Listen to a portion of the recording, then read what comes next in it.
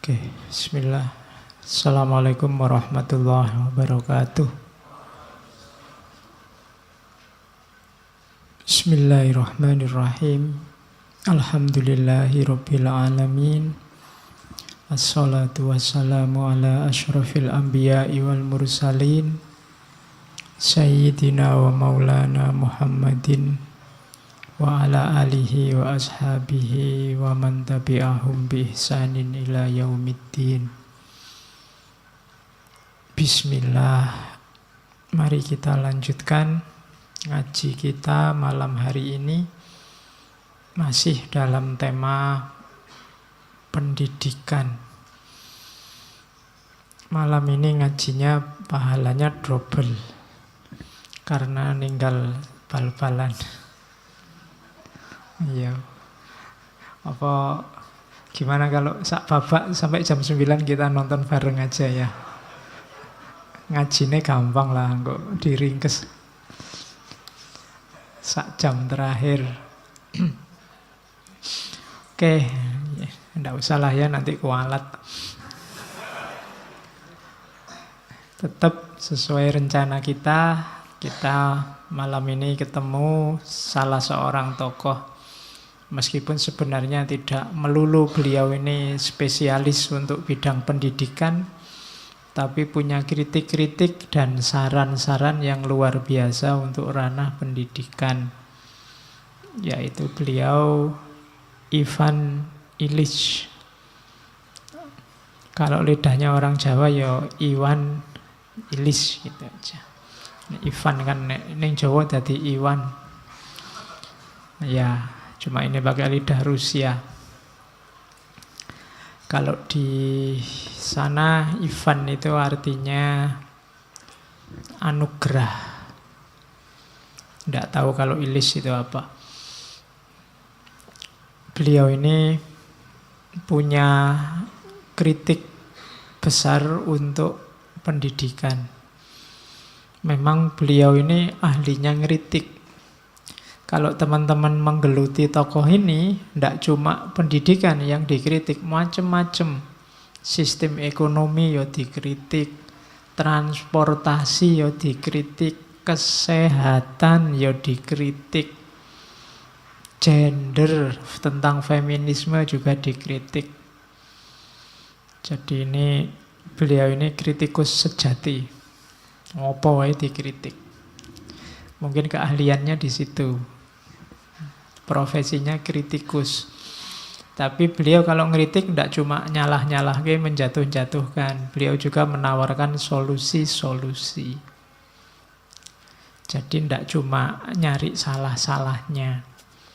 Kita kan sering dengar istilah kritik itu harus kritik yang membangun. Maksudnya kritik yang membangun itu setelah kita temukan tidak tepatnya, terus selanjutnya bagaimana, kan begitu. Nah, itu yang dilakukan oleh Ivan Illich. Beliau ini aslinya Austria. Ya, kelahiran Wina. Tahun 1926. Meninggalnya tahun 2002. Jadi sekitar 76 tahun usianya. Beliau ini ya selain filosof, kritikus, sebenarnya pastor di gereja Katolik Roma. Cuma kabarnya nanti dia dikeluarkan karena terlalu banyak ngeritik. Termasuk mungkin ngeritik gerejanya sendiri di Vatikan. Cuma ya dia tidak berhenti berkarir, nanti dia punya beberapa lembaga untuk mendedikasikan gagasan-gagasannya. Malam ini kita bawa The Schooling Society. Salah satu kritiknya terhadap sekolah. Pendidikan itu penting, tapi sistem yang kita sebut sekolah hari ini apa ya penting? Itu yang dikritik oleh Ivan Illich. Karena kalau saya ngomong pendidikan, yang muncul di kepalamu kan selalu sekolah, kuliah.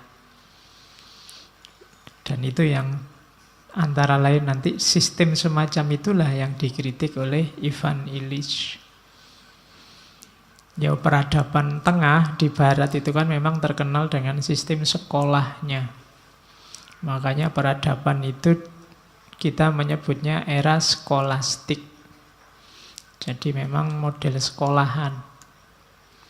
Yang diadopsi di Indonesia jadi sekolah. Maka kalau ada orang ngomong kita harus anti semua yang dari barat, semua yang dari Kristen, sebenarnya memang kalian tidak usah sekolah. Karena istilahnya saja itu dari tradisi Kristen, skolastik. Tapi kan mikirnya tidak sependek itu. Dan nanti yang dikritik oleh Ivan Illich juga tidak sekedar itu. Oke, semoga kita dapat banyak dengan pendidikan.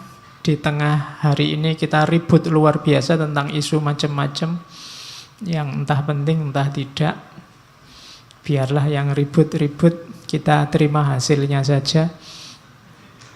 Sudah terlalu banyak orang komentar, terlalu banyak orang memberikan pandangannya. Dan kamu tidak usah capek-capek ikut memberikan pandangan. Yang jauh lebih pintar sudah ngomong, ngapain kamu juga ngomong. Siapa nanti yang mendengarkan, ya.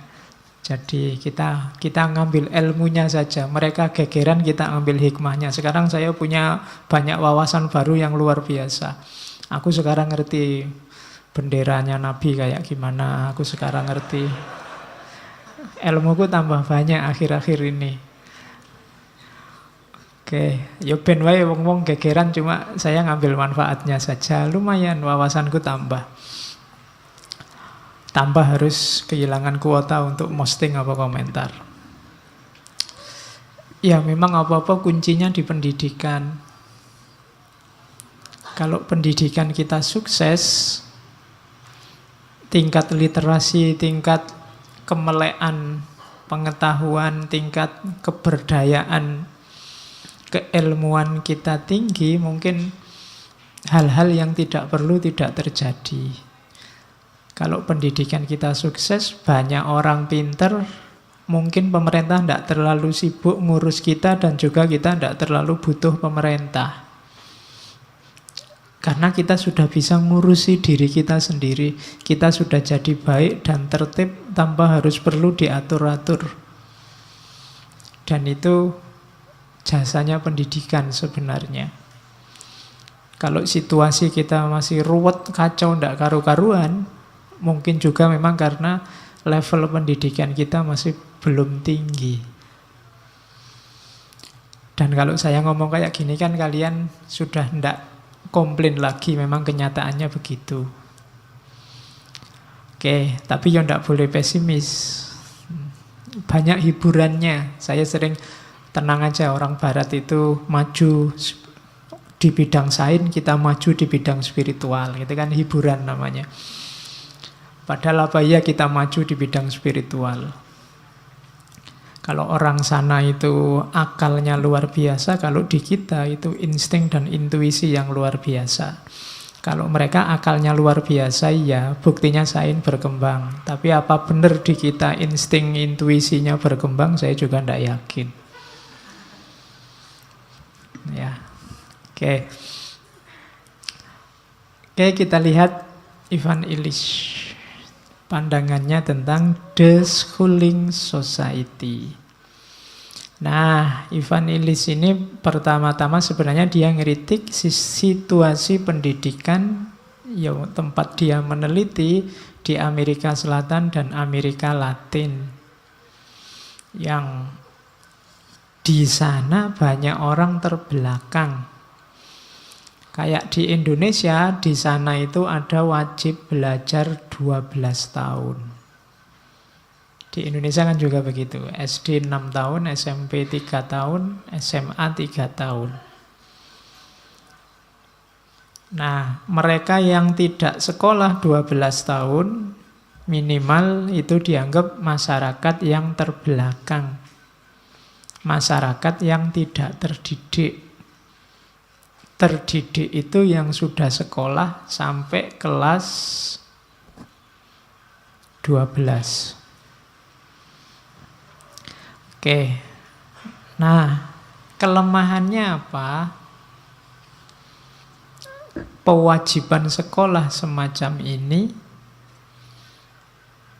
yang jelas masyarakat terus pasrah sama sekolahan. Orang tidak mau sibuk-sibuk lagi mikir pendidikannya atau pendidikan anak-anaknya. Pokoknya dipasrahkan ke sekolahan sudah beres. Orang terus punya pandangan yang pinter itu yang sekolah, yang ndak sekolah itu ndak pinter. Makanya dulu ada sinetron Sidul anak sekolahan. Asumsinya kalau dia anak sekolahan beda dengan yang lain yang ndak sekolah. Dia ini paling pinter.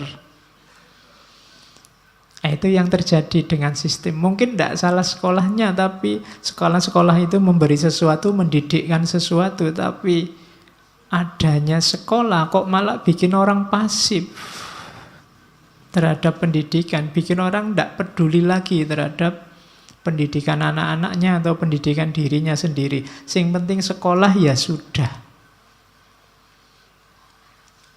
Ini problem. Situasi di Amerika Selatan loh ya, dan di Amerika Latin.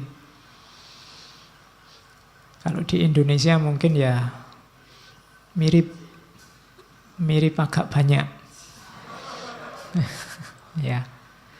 Jadi orang tua itu sekarang merasa ya pokoknya didik anak itu disekolahkan, atau kalau sekarang ya plus dipondokkan, berarti tanggung jawab selesai.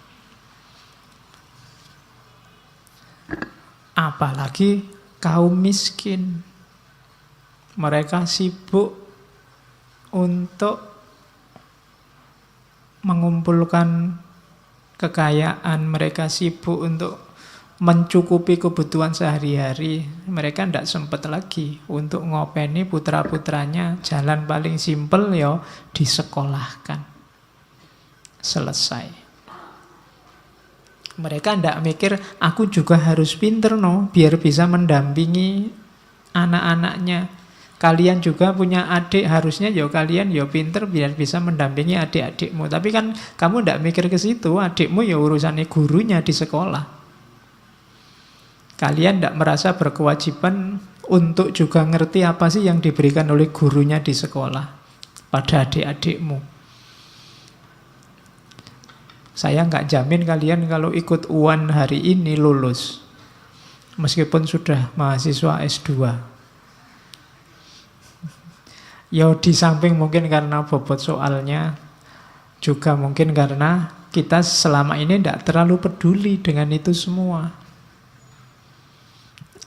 Murid-murid itu dikasih apa yang tidak berkecimpung di dunia pendidikan, tidak tahu dan tidak mau tahu. Yang penting bayar sekolah, dapat rapot, dan nanti dapat ijazah. Selesai. Jadi itu kritiknya.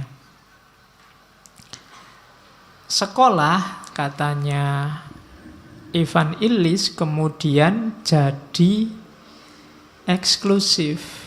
Dia dianggap satu-satunya lembaga pendidikan yang ngajari manusia. Di luar itu dianggap tidak kapabel. Kalau dalam istilahnya Ivan Illich, ini jadi anti edukasi. Padahal kita ini mau didik orang. Tapi kok malah jatuhnya eksklusif. Hanya sekolahan saja. Jadi kritik utama yang menyebabkan nanti Ivan Illich mengkritik masyarakat dengan deschooling society-nya adalah situasi sekolah yang eksklusif sebagai satu-satunya media, satu-satunya sarana yang dianggap kapabel untuk dunia pendidikan.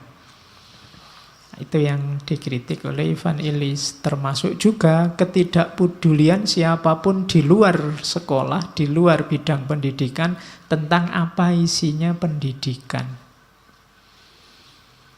Kita sering kaget-kaget kalau lihat anak-anak hari ini.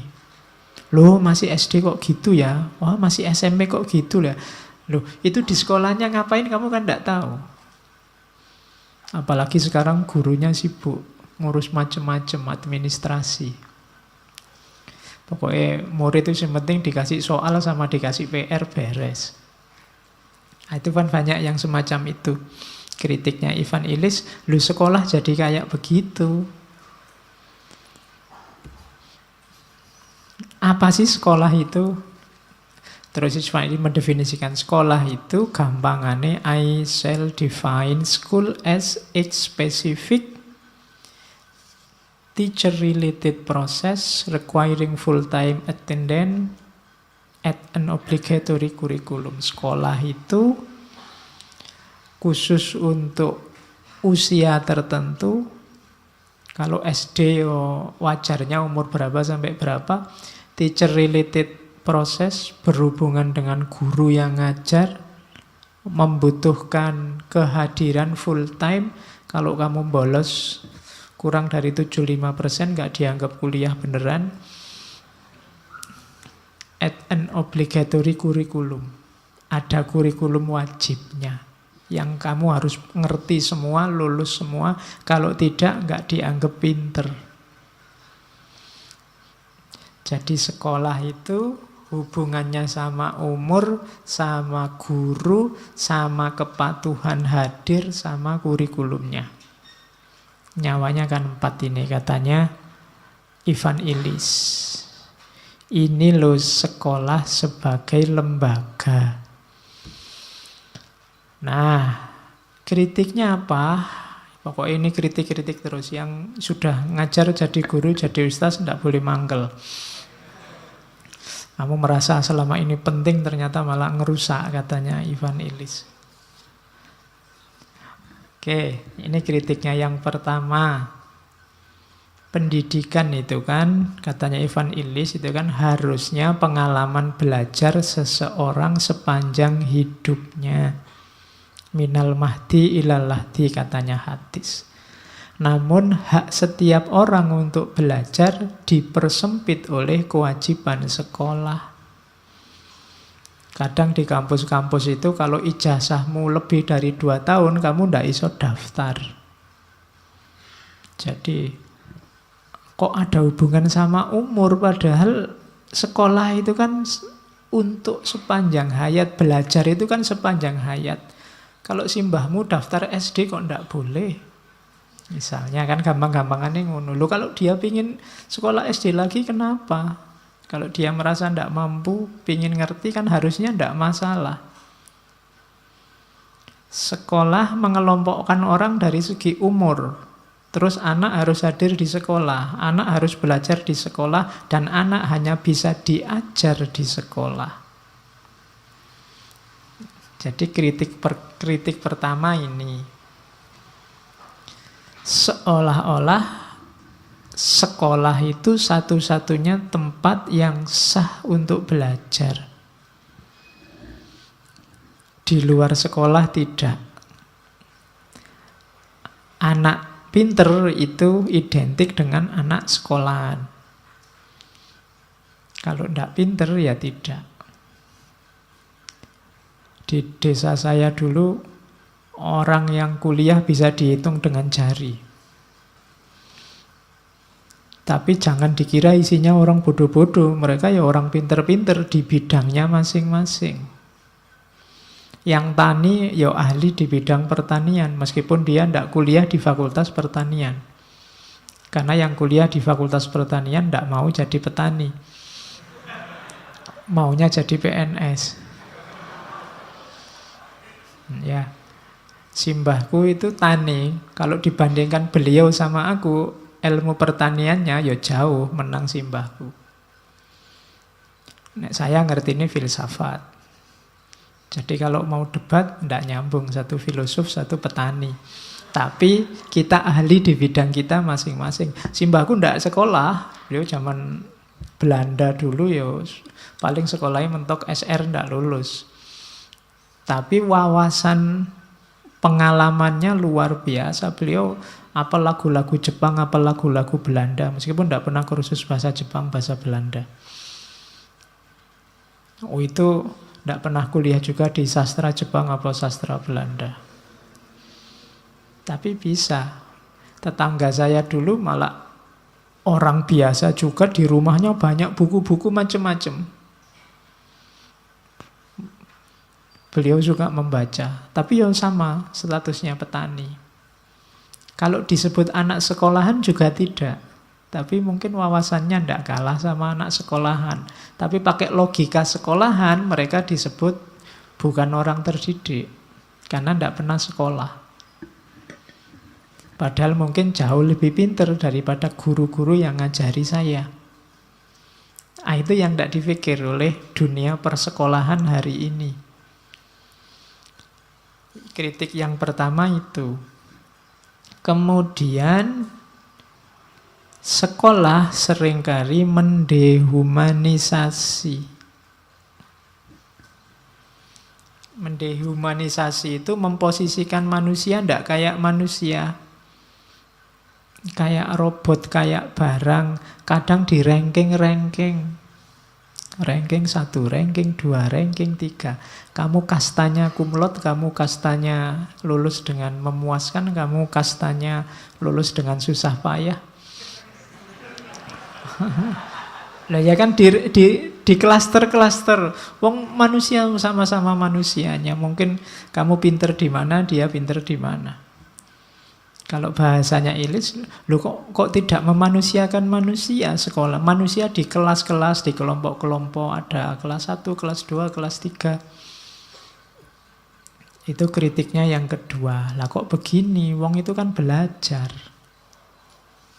Malah manusia didehumanisasi, tidak egaliter, diskriminatif, mekanistik. Makanya tadi saya bilang kayak robot. Diskriminatif itu ya orang tertentu uangnya banyak, bisa sekolah favorit, fasilitasnya luar biasa. Sini tidak punya uang, bisa sekolah aja untung, daftar nggak bayar SPP, nggak boleh ikut ujian. Dehumanisasi, padahal katanya pendidikan itu hak sebagai manusia, tapi kok jatuhnya dehumanisasi. Yang ketiga, penyelenggaraan pendidikan itu sifatnya sangat mekanis, administratif, dan itu berlawanan dengan semangat pendidikan. Semangat pendidikan itu meningkatkan kualitas, membebaskan manusia, meningkatkan kualitasnya manusia, tidak mekanis harusnya.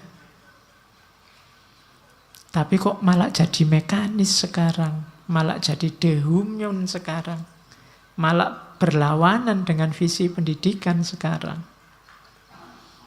Kritiknya yang keempat, tentang lembaga sekolah. Yang ketiga, yang keempat, sekolah itu kok berjarak ya dengan realitas. Sekolah itu, kalau logikanya orang sekolah itu belajar tentang dunia, dianggap lebih bernilai daripada belajar dari dunia. Ngerti bedanya ya? Yang satu belajar tentang dunia, yang satu belajar dari dunia. Harusnya biar ilmu kita ini manfaat, nyambung dengan kenyataan sehari-hari, kita belajarnya dari dunia. Sementara di sekolah-sekolah kita itu belajar tentang dunia.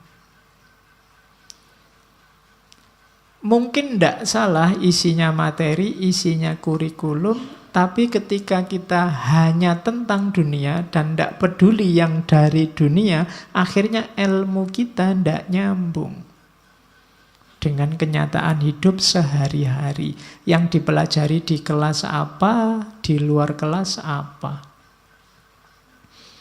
Mungkin murid-murid SD, SMP hari ini diajari Indonesia itu bersuku-suku, berbangsa-bangsa, gotong royong, rukun, bangsa yang ramah. Di buku-buku begitu dia lihat sehari-hari di TV, sehari-hari isinya gegeran, tawuran, sikut-sikutan. Loh, dia tidak nyambung. Dia merasa, ilmuku yang di kelas kok beda sama kenyataannya. Jadi ya dia belajar tentang dunia tapi tidak belajar dari dunia. Dia akhirnya tidak bisa membaca kalau ada fenomena yang berbeda dengan yang dibunyikan di bukunya. Dan ini bisa menyebabkan kebingungan-kebingungan. Terus akhirnya apa? Pendidikannya jadi anti realitas. Pendidikan yang berjarak dari kenyataan. Padahal kalau pendidikan kita itu nyambung dengan realitas, saya sering menyontohkan, anggap saja skripsi, tesis, disertasi itu satu skripsi, satu tesis, satu disertasi, nyumbanglah satu hal yang bermanfaat untuk masyarakat. Oh, kita sebenarnya sudah maju luar biasa. Dihitung saja misalnya di UIN Jogja itu setahun wisuda 4 kali. Sekali wisuda 500-an mahasiswa. Berarti setahun 2000. Ada 2000 skripsi atau tesis atau disertasi. Kalau satu skripsi menyelesaikan satu problem dalam hidup nyata di realitas, bayangkan setahun ada 200 masalah yang terselesaikan. 200 problem yang beres. Tapi kenapa tidak jalan begitu? Karena tesismu tesis perpustakaan.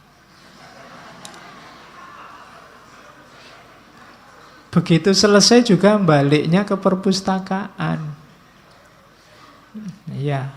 Kamu sendiri habis wisuda juga lupa isinya apa.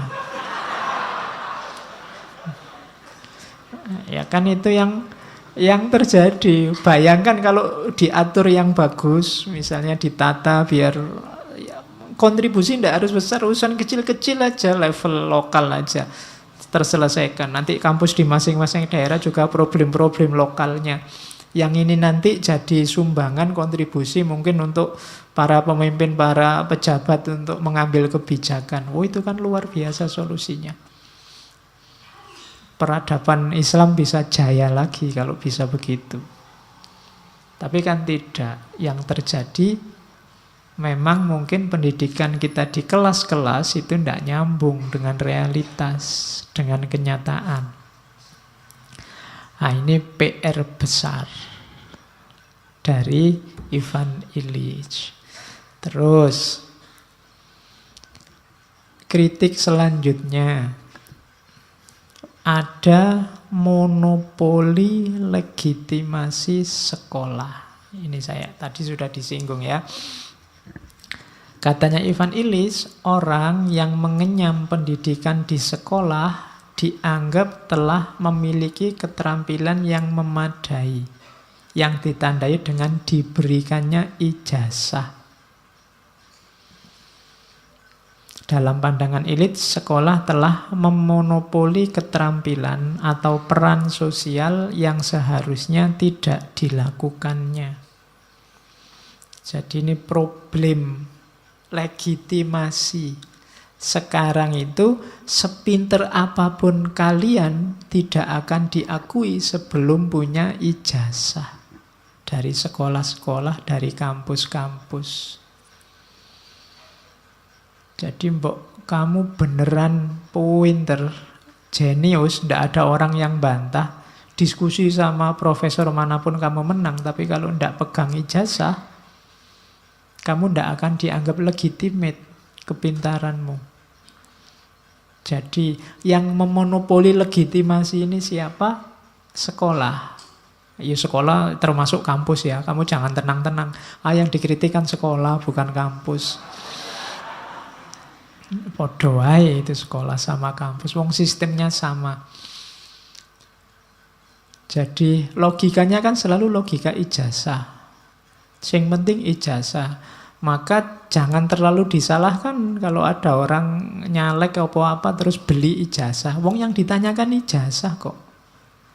Bukan pengetahuannya. Coba syaratnya diganti. Untuk caleg ini harus ngerti ini, bisa ini, ngerti ini, bisa ini. Oh itu mungkin beda.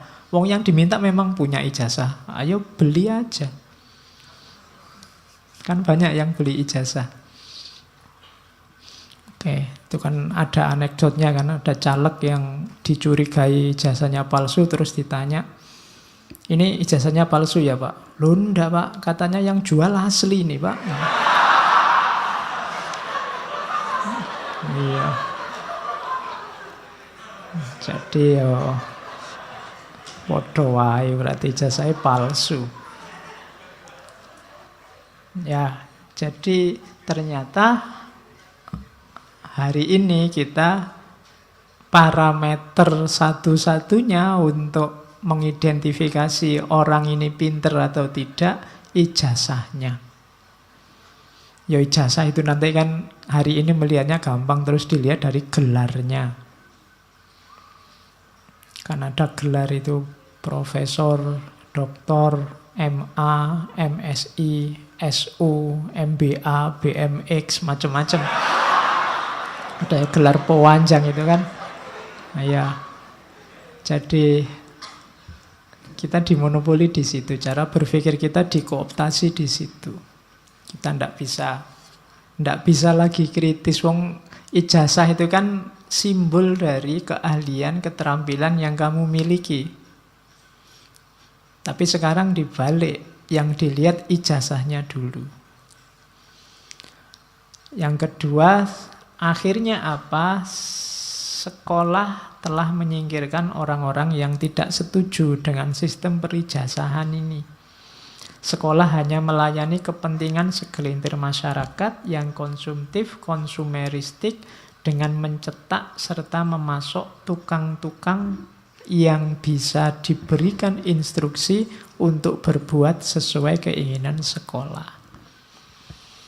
Kuncinya ada di ijazah, dan ijazah itu penguasanya adalah sekolah. Berarti penguasa nasibmu sekarang adalah jadinya lembaganya, bukan kualitasmu. Padahal harusnya kehadiran lembaga ini menjamin kualitasmu. Tapi sekarang dibalik. Dirimu dibuang, yang ada tinggal sekolahnya. Dan yang ketiga, masyarakat terus dipaksa untuk tunduk pada diskriminasi yang didasarkan atas sertifikat atau ijazah mengenai keterampilan yang dimiliki seseorang. Jadi selembar kertas yang menentukan nasibmu. Kalau ijazah ini hilang, orang akan menganggap kemampuanmu hilang. Karena representasinya ijazah. Mbok kamu, Pak, ijazah saya hilang, Pak. Tapi ilmu saya tidak hilang loh, Pak. Ya enggak, orang tetap minta ijazah. Mending ilmumu hilang semua tapi ijazahnya ada. Orang masih percaya kamu pinter. Kan logikanya begitu. Jadi kritik terhadap sekolah yang kedua ini, monopoli legitimasi oleh sekolah.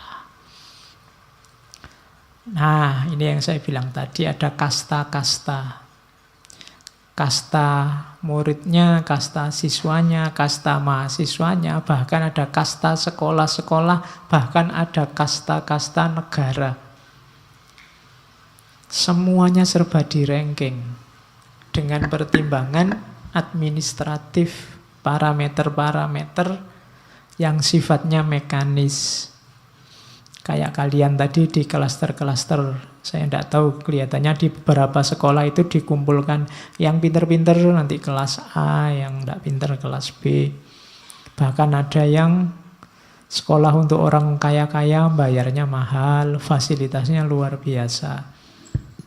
Sementara ada sekolah yang untuk orang biasa-biasa, gratis, tapi ya fasilitasnya apa adanya. Ya kan, diskriminasi. Lahir kasta-kasta. Negara juga begitu. Maju tidaknya negara dilihat dari sekolahannya. Yang lulus SMA berapa, yang perguruan tinggi berapa, guru besarnya berapa. Jadi Ivan Illich mengkritik, loh kok jadi begini ya sekolah itu. Terjadi dehumanisasi yang luar biasa. Ya kemajuan satu negara, ya parameternya memang pendidikan dan ilmu antara lain. Tapi tidak bisa dilihat pendidikan dan ilmu itu hanya di sekolah saja. Di ranah-ranah yang lain di luar sekolah juga banyak yang bisa jadi indikator tentang pembelajaran, tentang pendidikan. Cuma yang diukur kan cuma ininya. Bagi yang bergelut di dunia pendidikan, coba dipelajari misalnya model-model akreditasi, model-model sertifikasi. Ini kan membangun kasta-kasta. Kampus ini terakreditasi B, terus dipampang di iklannya itu. Yang sana terakreditasi A. Terus nanti yang akreditasinya A, dana bantuannya lebih besar daripada yang terakreditasi B. Ini kan kasta-kasta. Sehingga fasilitas yang didapat juga lebih baik. Harusnya kan dibalik, yang jelek itu dikasih uang banyak biar maju.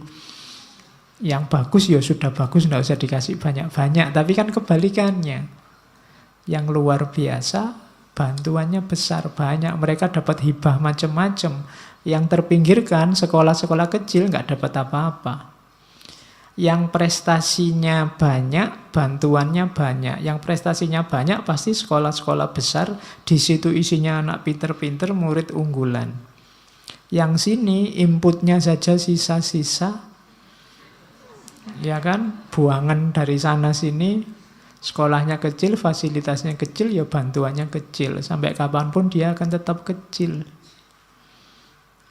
Harusnya yang kecil bantuannya lebih besar, tapi kan terbalik. Kenapa? Karena kastanya kasta rendah. Sementara yang sana kastanya kasta tinggi. Kalian dulu waktu daftar kuliah kan rebutan SNPTN, rebutan macam-macam itu kan rebutan kuliah di sekolah yang kastanya tinggi kan. Itu kadang nggak lulus diulang sampai tahun selanjutnya. Ya nggak lulus lagi.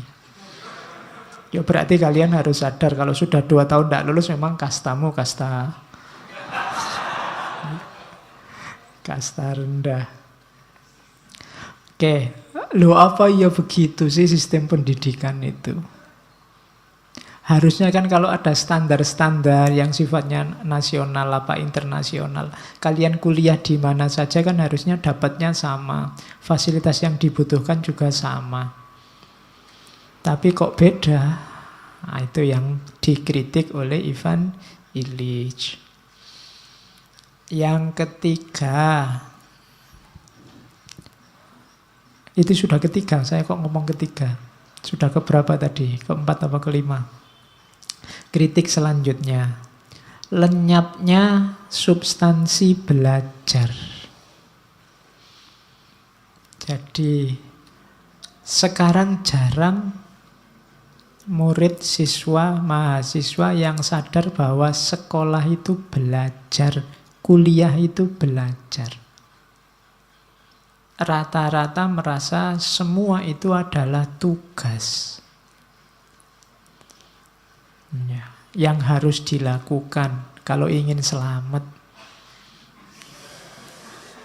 Ya kan, ya ndak selamatmu kan ndak bisa ikut ujian, ndak lulus-lulus, ndak dapat ijazah, itu kan definisimu ndak selamat. Padahal ini belajar. Kalau belajar itu kan yang dikejar paham atau ndak paham, ngerti atau ndak ngerti, menguasai atau ndak menguasai.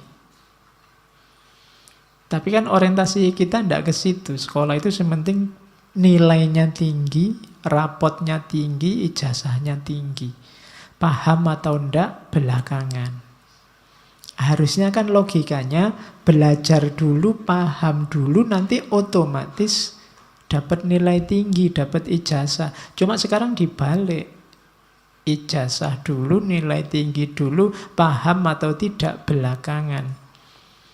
Maka jumlah sarjana luar biasa, jumlah lulusan luar biasa, S1, S2, S3, tapi kualitas SDM manusianya tidak meningkat. Kenapa? Wong tadi harusnya belajar meningkatkan kualitas diri, yang dikejar cuma ijazah dan nilai. Ya yang didapat cuma itu. Padahal nilai baik itu kan gampang sekarang. Kamu tinggal rajin masuk, duduk di depan, ngerti nggak ngerti tanya. Sampai dosennya hafal namamu, wis alamat lulus wis.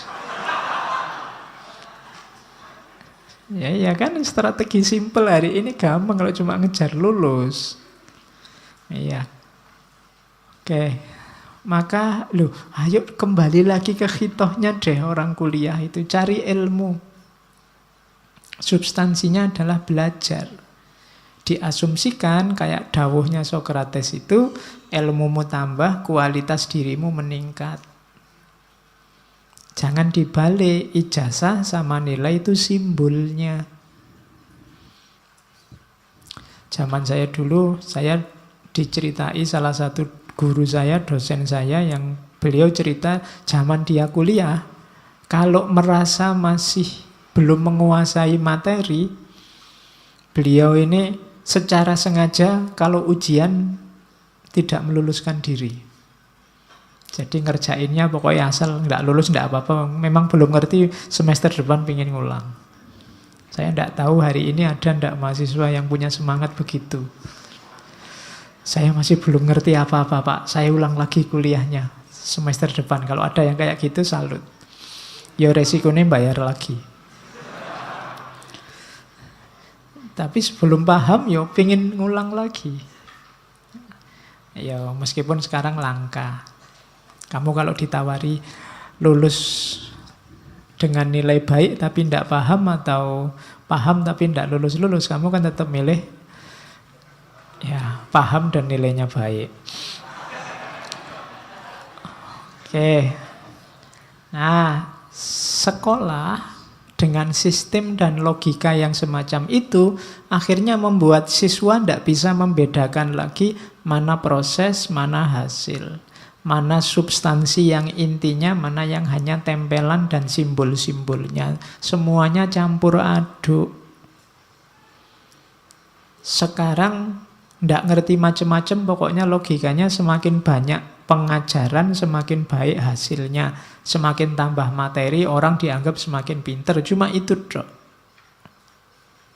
Jadi itu diantara sesatnya sekolah. Katanya Ivan Illich, akhirnya apa? Murid menyamakan begitu saja pengajaran dengan belajar. Kalau sudah diajar oleh guru atau oleh dosen, berarti sudah belajar. Loh, katanya siapa? Naik kelas berarti sudah menjalankan pendidikan. Lulus berarti sudah menjalani pendidikan.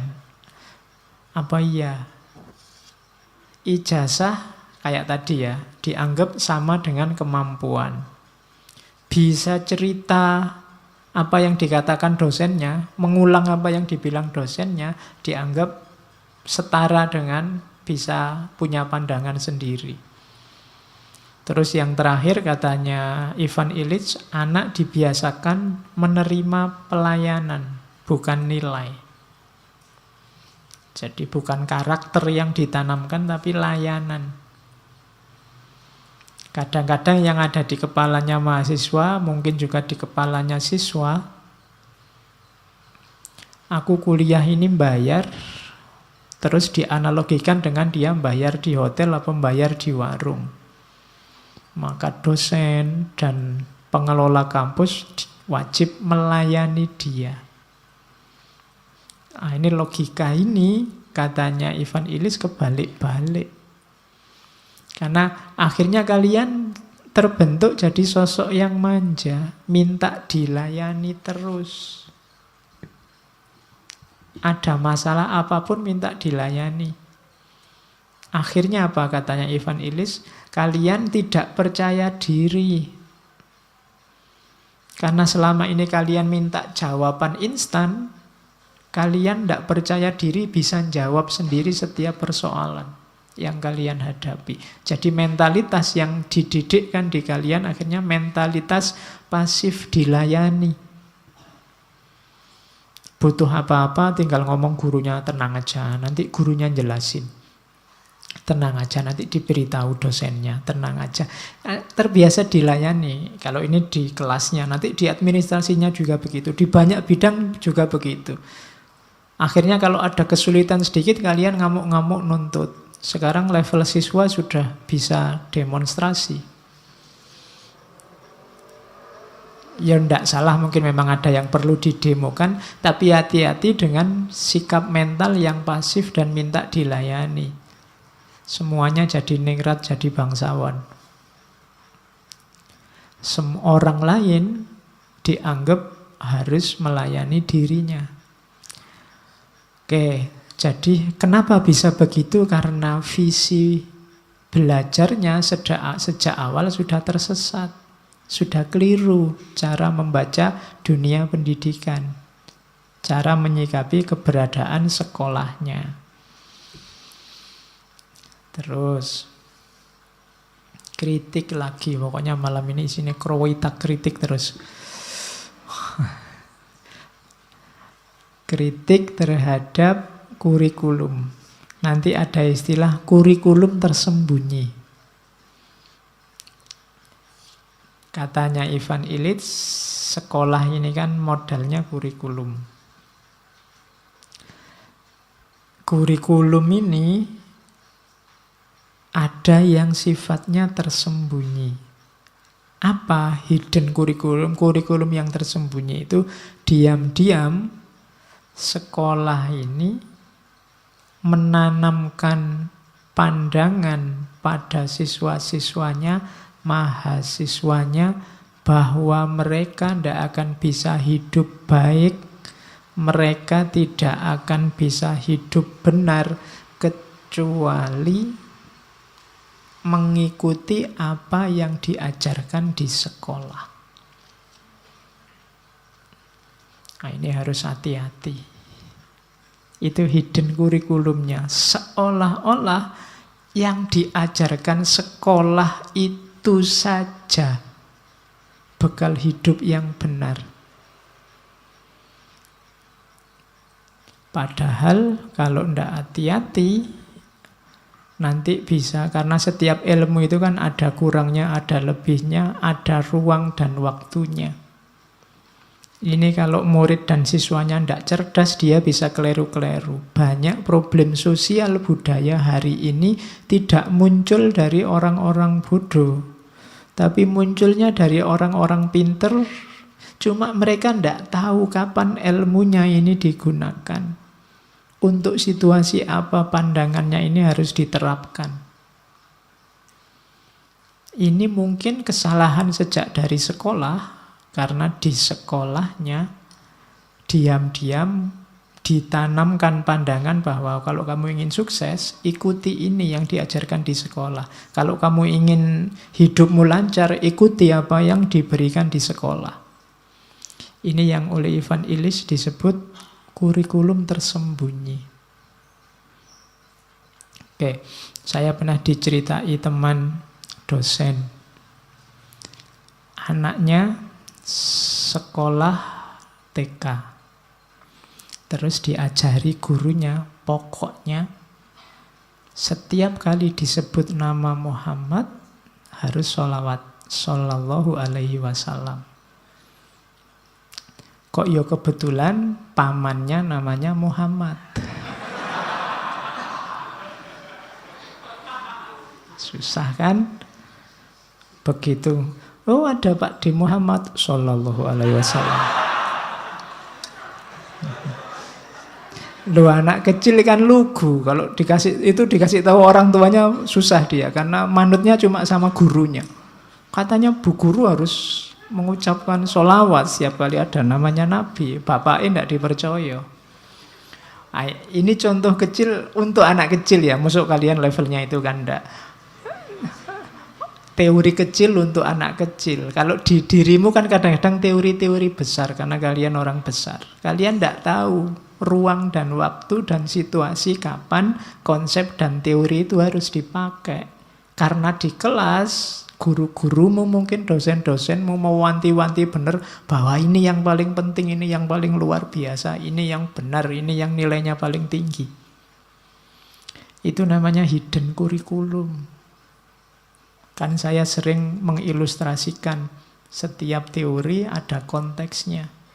Kalau menghadapi orang malas, jangan dinasehati tentang kesabaran. Kalau orang malas kamu nasihati yang sabar, tambah malas dia. Gitu loh. Kalau orang ngamuk, jangan dipanas-panasi dengan jihad. Nanti tambah terbakar.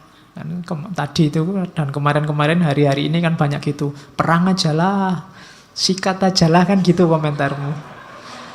Kesuwen kan kamu gitu. Ya enggak lah.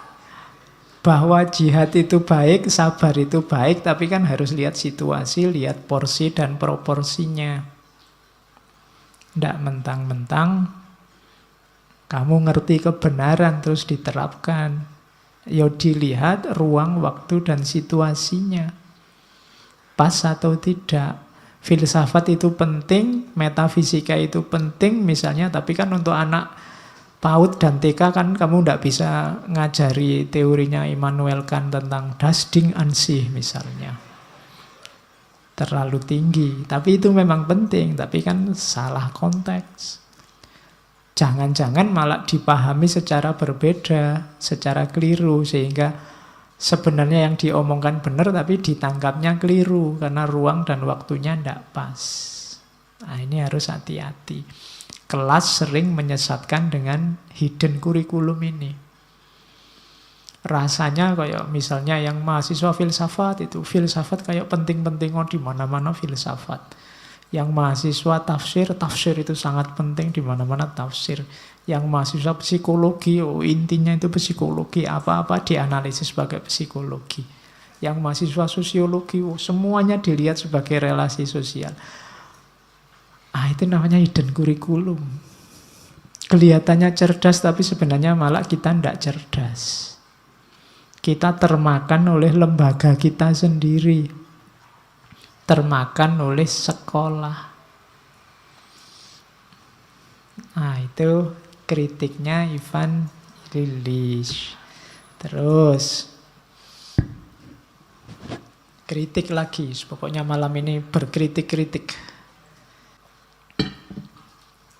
Ini tadi sudah disinggung tentang perilaku orang tua. Sistem yang namanya sekolah itu kemudian membuat orang tua tidak terlalu peduli dengan pendidikan anak-anaknya. Dalam dunia pendidikan sekarang ini, orang tua menganggap bahwa hanya sekolah yang bertanggung jawab terhadap pendidikan anak-anak didiknya. Sehingga orang tua bisanya hanya pasrah kepada guru-gurunya di sekolah. Ini sebenarnya ya tidak cuma salah orang tuanya. Sekolah juga kadang memang secara sengaja tidak melibatkan orang tua. Sekolah hanya butuh bayarannya dari orang tua. Orang tua itu dipanggil kalau anaknya telat bayar, apa anaknya nakal, kan cuma itu. Jarang orang tua dipanggil karena, kenapa saya dipanggil Pak Guru? Anak Bapak itu loh, kok susah ya kalau dijelaskan di kelas. Memahaminya kan jarang begitu. Paling dipanggilnya karena sudah 3 bulan nunggak bayarannya. Karena seputar-seputar itu dilibatkannya. Akhirnya yang ada di pikirannya orang tua, ya wis pokoknya pendidikan kepinteran anaknya itu kewajiban guru dan sekolah. Mereka yang membayari. Jadi akhirnya logikanya jadi logika jual beli. Itu nanti yang dikritik-kritik yang lain, sekolah jadi komoditas. Sekarang saya tidak tahu kenapa sekolah-sekolah mulai TK, SMP, SMA yang mahal itu justru favorit. Mungkin tingkat perekonomian orang Indonesia sudah naik. Semakin mahal semakin naik. Kalau yang murah malah sepi. Yang swasta-swasta itu kan. Yang murah itu malah jarang peminatnya. Yang mahal. Ada TK yang tahun pertama masuknya bisa nyampe 25 juta 30. Bayangkan itu, kamu kuliah di UIN S1, S2 sampai lulus itu. Itu baru tahun pertamanya saja. Bayang dengan bayaran semahal ini, orang tuanya wis lebih lagi mesti ala sekolahnya bayar mahal mesti mutu. Ndak tak apa-apain anakku mesti sakti dengan sendirinya di sekolah. Kan begitu cara mikirnya orang tua akhirnya. Oke, yo ndak menyalahkan biayanya. Ya semoga impas dan imbang dengan kualitas yang dihasilkannya. Tapi yang dikritik ini, orang tua nggak boleh pasif. Orang tua yang miskin akhirnya yang ingin anaknya sekolah, nggak peduli lagi anaknya belajar apa. Yang dipedulikan sama orang tua yang miskin ini hanya 2, ijazahnya dan kalau anakku lulus bisa kerja. Bukan ilmunya. Tadi siswanya sudah nggak peduli sama ilmu, sekarang orang tuanya juga nggak peduli sama ilmu.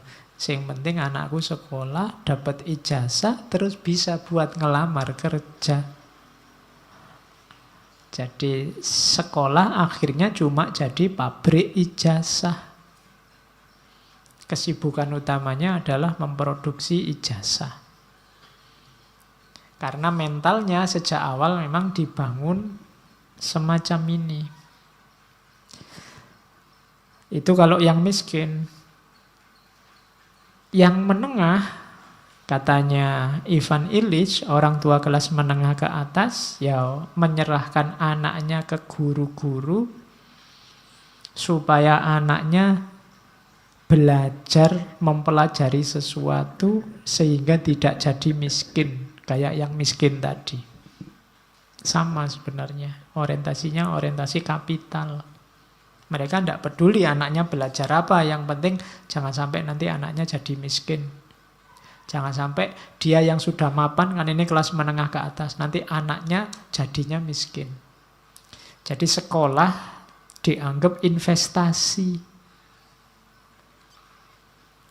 Ya memang sekolah itu sifatnya investatif, tapi investasi ilmu, bukan investasi kapital demi besok dapat uang. Ya seperti saya jelaskan di awal, orang sering salah paham mana proses, mana hasil, mana efek. Prosesnya belajar, hasilnya ilmu, efeknya ijazah, efek selanjutnya dapat kerja. Nah, orang sering langsung to the point ke efeknya. Padahal efek ini berkualitas atau tidak tergantung prosesnya. Kalau prosesnya tidak berkualitas, jangan harap hasilnya berkualitas dan efeknya berkualitas. Ini logika-logika yang sering diloncati. Kalau kalian tekun bekerja, ya hasil kerjamu bagus, otomatis kamu akan dibayar mahal. Uangnya datang belakangan.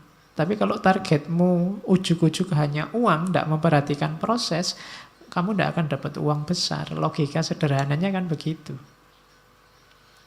Cuma yang semacam ini kurang diperhatikan oleh sistem yang namanya sekolah. Terus, kritik lagi. Gurunya sekarang dikritik juga. Oke, guru-guru ini juga tergolong pelit. Mungkin karena sistem sekolah membatasi kompetensi guru hanya sebatas wilayah kelas. Guru IPA, guru bahasa Indonesia, guru matematika. Kan sebatas wilayah kelas. Membuat mereka menyimpan pengetahuan untuk diri mereka sendiri kecuali cocok dengan pengajaran hari itu. Jadi guru ini dalam tanda petik akhirnya juga kayak robot. Mereka menyampaikan yang sudah tertulis dalam kurikulum, dalam aturan. Meskipun mungkin ada yang penting, ada yang urgent untuk hidup siswa-siswanya, kalau tidak ada di kurikulum ya tidak disampaikan. Kadang-kadang muridnya tanya terus jawabannya, oh itu belum saatnya. Oh itu kapan-kapan wilayah yang lain. Oh itu ya wis. Jadinya semacam jual mahal. Ilmunya sesuai dengan yang tertulis. informasinya disimpan. Mereka punya paten-paten, rahasia-rahasia yang tidak berkepentingan ditolak. Sekarang kan ada model-model haki, perlindungan karya, macam-macam itu kan. Itu juga dikritik oleh Ivan Illich. Lu yang namanya belajar, yang namanya ilmu, yang namanya wawasan, pengetahuan itu kan ya kalau memang penting, baik, bagus, ya mbok biar aja dipakai oleh semua orang. Nggak usah dibatas-batasi. Itu kritiknya untuk pendidik. Terus kritik juga pada pendidik sama kayak logika ijazah tadi. Pendidik itu kualifikasinya terus ngitungnya adalah ijazah. Ada orang pinter tidak punya ijazah dengan orang biasa-biasa punya ijazah yang dianggap qualified ngajar ya ijazah ini. Mungkin ada orang yang ilmunya level profesor, mungkin dia harusnya ngajar S3 tapi tidak punya ijazah, ya dia tidak boleh ngajar meskipun hanya S1. Tidak ada sistem kita hari ini yang memungkinkan itu. Dan itu yang dikritik oleh Ivan Illich. Akhirnya apa katanya Ivan Illich?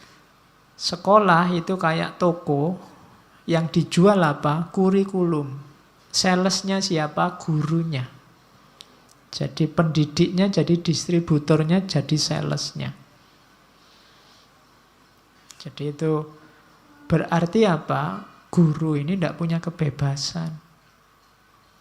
Dia tidak bebas berkreasi untuk murid-murid dan siswanya. Karena sangat banyak aturan, sangat banyak padoan yang harus dipenuhi. Nah, kritik lagi sekarang. Kurikulum. Ya. Katanya Ivan Illich, sekolah menjual kurikulum. Sebundel materi yang dibuat menurut proses yang sama dan mempunyai struktur yang sama sebagaimana barang dagangan. Produksi kurikulum bagi kebanyakan sekolah dimulai dengan penelitian yang konon ilmiah. Itu kalimatnya manggeli ya. Ada kata-kata kononnya itu loh. Mbok yo ngomong ilmiah aja. Tapi kan tidak apa-apa wong kritikus. Pasti dia punya argumen sendiri kenapa disebut konon. Hasil kurikulum ini adalah sebundel makna yang telah direncanakan, sepaket nilai, dan satu komoditas. Daya tarik yang sebanding dari komoditas ini memungkinkannya layak untuk menjual kepada sejumlah orang. Ini dipakai sebagai dasar untuk membenarkan besarnya biaya produksi kurikulum. Karena kurikulum ini dagangan, maka seberat apa bobotnya dagangan itu nanti sebesar itu pula biaya sekolah, biaya kuliah ditetapkan. Makanya S1, S2, S3. Kuliahnya banyak S1 tapi bayarnya mahal S2. Harusnya kalau dari sisi capek dan waktunya S3 itu paling murah. Tapi sekarang kan paling mahal. Ngitungnya dari apa? Kurikulum. Dianggapnya bobot kurikulum yang paling mahal. Karena diasumsikan paling rumit ilmunya, paling berat. Jadi ternyata ngitung ilmu itu kayak ngitung barang. Jadi yang dijual sekolah-sekolah itu ternyata ya komoditas. Murid sebagai konsumen diajar untuk menyesuaikan keinginan mereka dengan nilai yang dapat dipasarkan. Jadi murid ini diberi kurikulum, nanti simbolnya ya nilai. Mereka dikondisikan untuk merasa bersalah jika mereka tidak berperilaku sebagaimana diprediksi oleh penelitian konsumen. Ujian itu bahasanya Illich, penelitian konsumen. Dengan angka rapot dan sertifikat atau ijazah. Yang itu nanti kuncinya mereka dapat pekerjaan. Jadi ternyata sekolah itu strukturnya sangat kapitalis. Kalian merasa membayar, membeli, Sementara lembaga sekolah kampusnya merasa menjual, memberikan sesuatu, dan mereka layak dapat imbalan. Itulah kritiknya pada kurikulum. Maka katanya Illich, what does school really teach children?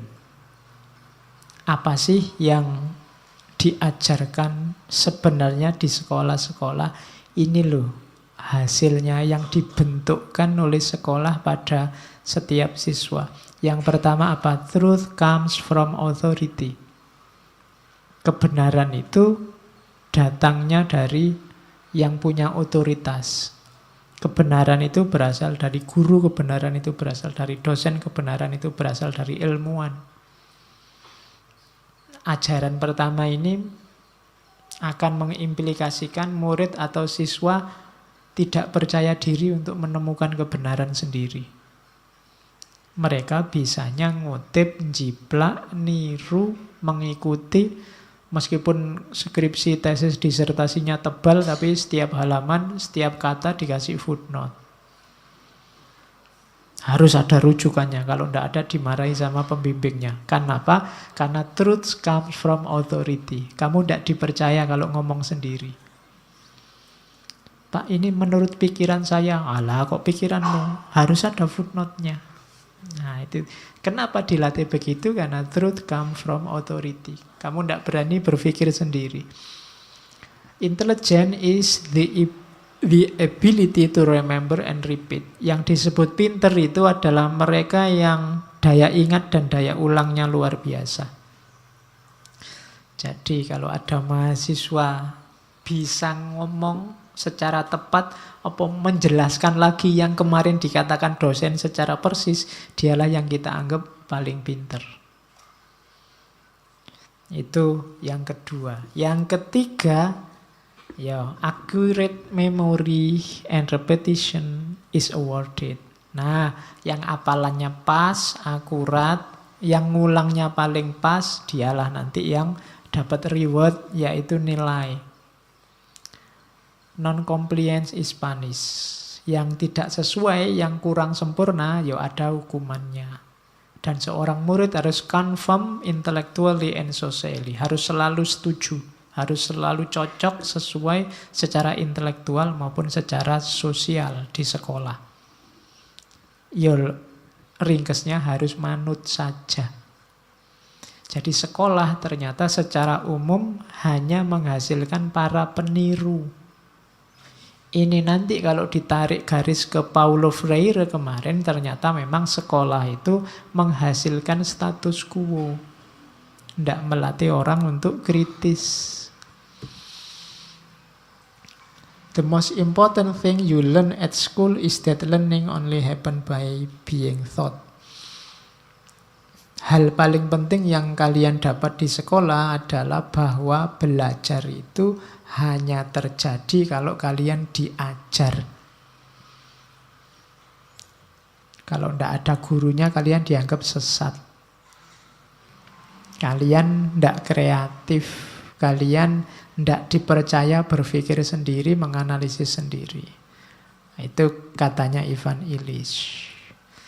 Ini juga sindirannya pada sekolah. School is the advertising agency which make you believe that you need the society as it is. Karena tadi saya bilang dia status quo, maka sekolah itu kayak agen iklan yang membuatmu percaya bahwa engkau membutuhkan masyarakat apa adanya seperti situasi hari ini. Maksudnya apa? Membuatmu tidak kritis. Membuatmu ya sudah yang seharusnya terjadi memang seperti ini. Dan dari mana pikiran itu berasal? Dari sekolah. Itu kritiknya Illich. Oke. Sekarang solusinya. Kita lihat tawaran-tawaran dari Illich. Saya bilang tadi ya tidak cuma ngeritik. Kalau cuma ngeritik kan itu namanya membubarkan sekolah. Tidak. Ada solusinya. Solusi idealnya yang pertama, buatlah sistem pendidikan yang berguna. Pendidikan yang berguna itu apa? Yang pertama, pendidikan yang kritis terhadap dunia dan kemauan serta kemampuan untuk mengubahnya. Jadi murid-murid, siswa, mahasiswa harus dididik berpikir kritis terhadap dunia di sekelilingnya, sekaligus mereka mau serta mampu melakukan perubahan. Bikin sistem yang mengakomodir ini. Kalau bahasanya Ivan Illich, dari self-empowerment ke social empowerment. Dari pemberdayaan diri menuju pemberdayaan sosial. Buat dirimu berkualitas dengan sekolah, setelah itu lakukan perubahan di tengah masyarakat. Cari sistem pendidikan yang memungkinkan hal ini terjadi. Untuk dirimu berdaya, cirinya apa? Kamu kritis dan mampu melakukan perubahan di tengah masyarakat. Jadi syarat pertama, lakukan pendidikan yang berguna. Selanjutnya selain berguna harus gimana? Pendidikan yang membebaskan. Pendidikan yang membebaskan itu seperti apa? Sistem pendidikan harus punya ciri kebebasan. Yang pertama, bebas terhadap hal-hal, fasilitas-fasilitas yang dibutuhkan untuk belajar.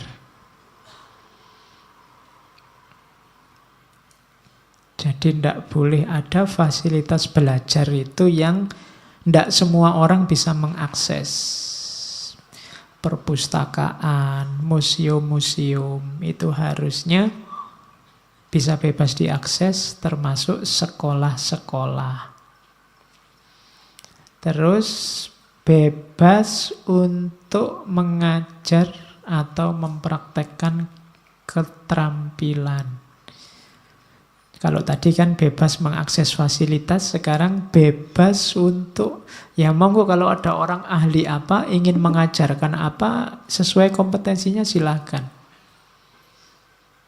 Tidak harus dibatas-batasi. Biarkan dia membuat batasnya sendiri.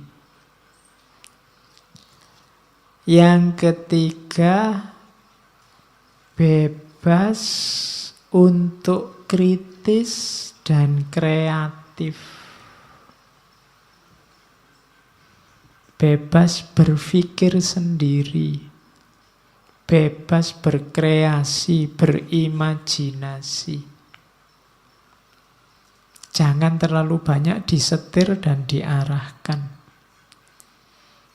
Jadi, pendidikan yang membebaskan itu cirinya. Dan yang terakhir, bebas untuk atau bebas dari kewajiban-kewajiban profesi, kewajiban-kewajiban jasa, kemudian bebas untuk belajar, bebas nyari teman, dan lain sebagainya.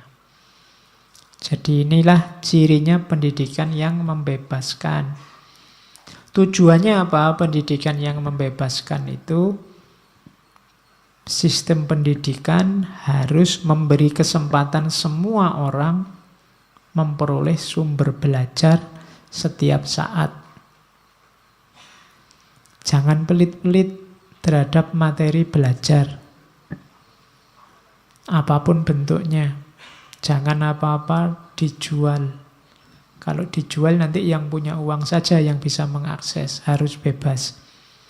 Yang kedua, mengizinkan semua orang yang ingin memberikan pengetahuan kepada orang lain dengan mudah. Demikian pula bagi orang yang ingin mendapatkannya. Silahkan siapapun yang punya kompetensi untuk mengajar, dan silahkan siapapun yang punya minat untuk belajar.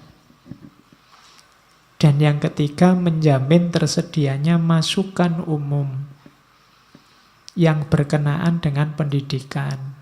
Selalu terbuka untuk dikritik, diperbaiki. Karena kehidupan ini tidak statis, berubah-ubah.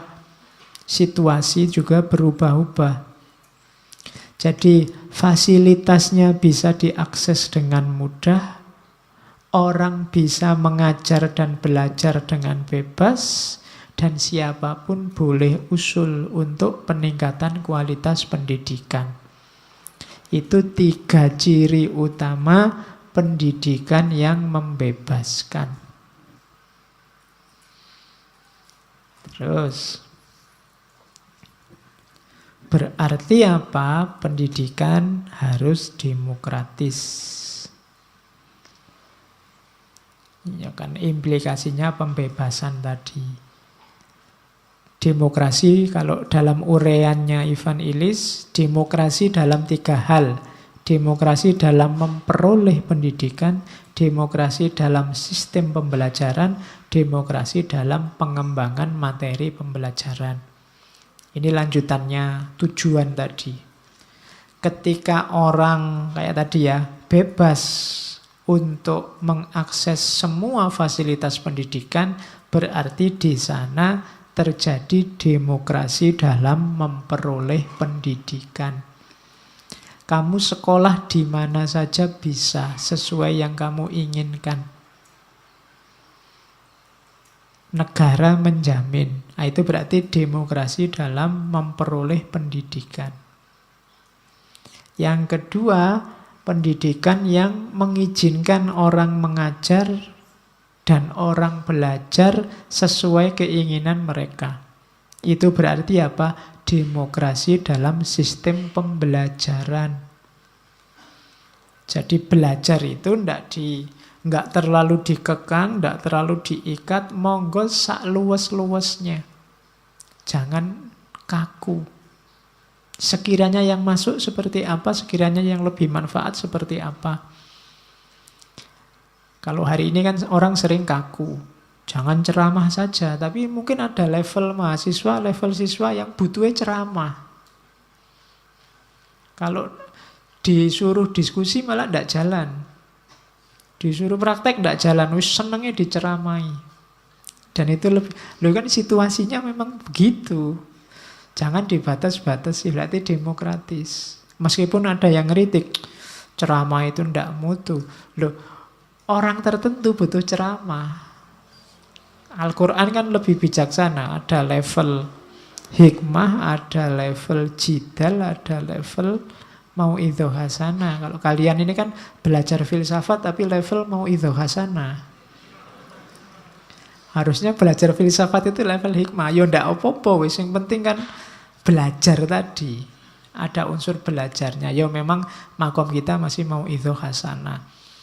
Belajar filsafatnya didahului. Qala Allah Ta'ala, Allahumma sholli ala Sayyidina Muhammad. Itu kan kayak mau'idhah hasanah. Tapi isinya filsafat, ya tidak masalah. Makomnya masih mau'idhah hasanah. Nanti kalau sudah pinter sedikit, bisa level wajadilhum dengan jidal. Tapi jidal yang baik, bukan caci maki kayak di medsos.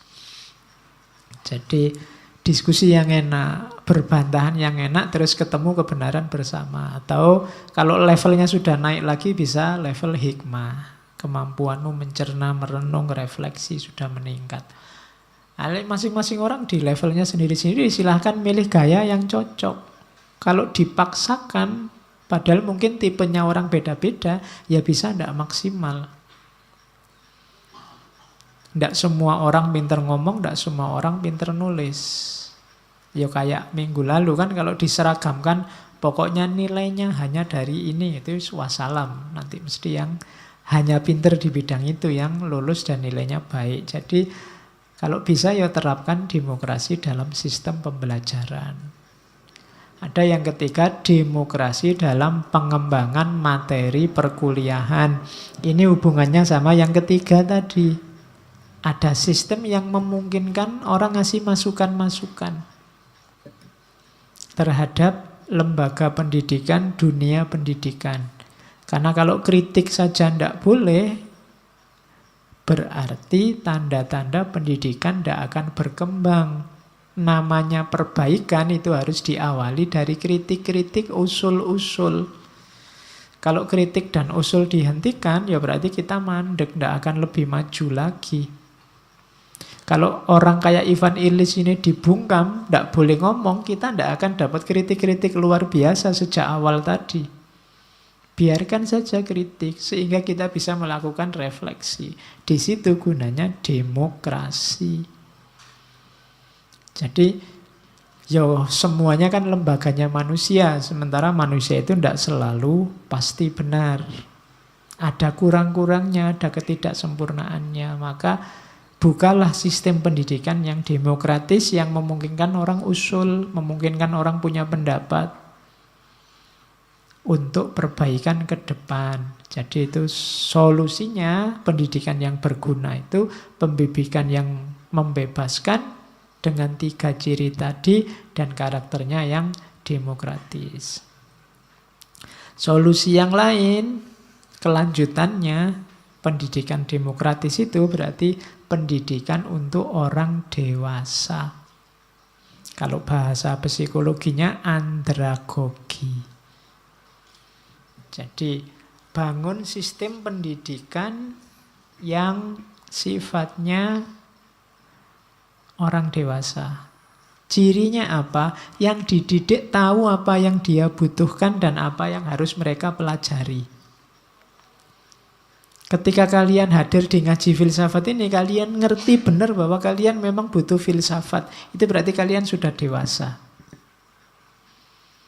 Ngerti apa yang kalian butuhkan. Bandingkan dengan anak-anak TK atau SD yang mereka tidak tahu kenapa harus sekolah. Pagi-pagi harus bangun, ada upacaranya, ada macam-macamnya. Itu kan mereka tidak tahu menahu tentang persekolahan. Itu yang penting diwajibkan sekolah. Itu anak kecil, pedagogi. Tapi ini andragogi. Pendidikan untuk orang dewasa. Orang dewasa itu tahu apa yang dia butuhkan. Kalian di kampus itu harusnya sudah pendidikan untuk orang dewasa. Makanya kalau ada mahasiswa kok malas masuk kelas, biasanya saya selalu menyimpulkan, oh berarti dia sudah dewasa. Ya, dia tahu kalau dia tidak butuh mata kuliah ini, makanya tidak datang-datang. Kalau dia butuh kan nanti mesti datang. Ya alhamdulillah sudah dewasa. Oke. Ya kan memperlakukannya kayak orang dewasa. Kalau anak kecil nggak datang-datang dimarahi. Kenapa kamu nggak datang kan gitu. Jadi nanti kalau kamu ditanya dosenmu, kok nggak pernah masuk? Oh, saya sudah dewasa Pak. Jadi saya tahu kapan saya harus tidak masuk, kapan saya masuk. Oke, caranya gimana?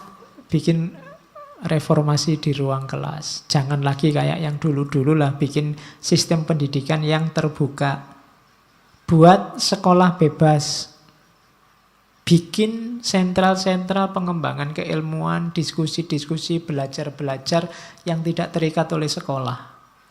Ini untuk mengatasi eksklusivitas tadi, untuk mengatasi pandangan orang bahwa satu-satunya tempat belajar itu sekolah. Satu-satunya yang menanamkan skill, keterampilan, wawasan itu sekolah. Tidak.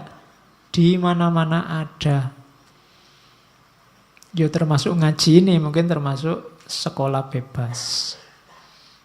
Jadi tidak ada paksa, ya silahkan aja. Datang monggo, tidak datang monggo. Kan nggak ada daftar ulangnya kan ngaji filsafat ini. Tidak ada lulusnya, tidak ada. Monggo sebebas-bebasnya. Ini sekolah bebas. Saya tidak tahu kalau ada lulusnya mungkin mulai 2013 sampai sekarang ya lumayan loh, sudah 1 angkatan lebih itu. Sudah banyak lulusannya. Nah, cuma sini bebas, tidak ada daftar ulangnya. Meskipun ada libur panjangnya. Kalau bulan Ramadan. Oke, jadi bikin itu untuk menghapus persepsi bahwa belajar itu hanya sekolah. Tidak. Bikin model sekolah-sekolah bebas. Kemudian transformasi seluruh masyarakat menjadi satu ruang kelas raksasa. Ini kayak yang sering saya kutip bahwa jadikan setiap orang sebagai guru, setiap tempat sebagai sekolah, dan setiap waktu adalah waktu belajar. Karena wawasanmu yang paling banyak sebenarnya didapat justru di luar kelas. Nah, belajar untuk orang dewasa, itu orangnya sudah nilai-nilainya beda. Jadi sekolah bukan lagi titik tekan pada sekolahnya, tapi pada belajarnya. Belajar sebagai kebalikan dari sekolah, keramahan sebagai kebalikan dari manipulasi, tanggung jawab sebagai kebalikan dari anti tanggung jawab, partisipasi kebalikan dari kendali. Kalau sekolahnya anak kecil, selalu dikendalikan, selalu harus ada manipulasi-manipulasi, selalu segalanya harus diatur dalam sistem. Tapi kalau orang dewasa pasti tidak begitu. Jadi pendidikan yang berguna, pendidikan yang membebaskan, pendidikan yang demokratis, pendidikan untuk orang dewasa. Maka katanya Ivan Illich harus ada perombakan sistem secara besar. Perombakan besarnya apa? Yang pertama, hilangkan persekolahan wajib. Jadi kritik di depan tadi yang seolah-olah mau menghapus sekolah, sebenarnya tidak menghapus sekolah. Biarkan sekolahan itu ada, tapi hapus kewajiban sekolah. Sekolah harus tumbuh dari kesadaran. Bikin pola belajar yang sukarela, karena orang dewasa dia harus mampu mengarahkan diri sendiri, sementara negara menyiapkan akses ke bahan-bahan yang dibutuhkan. Oh, ini revolusioner, ya meskipun bisa dikritik, tapi kalau bisa luar biasa.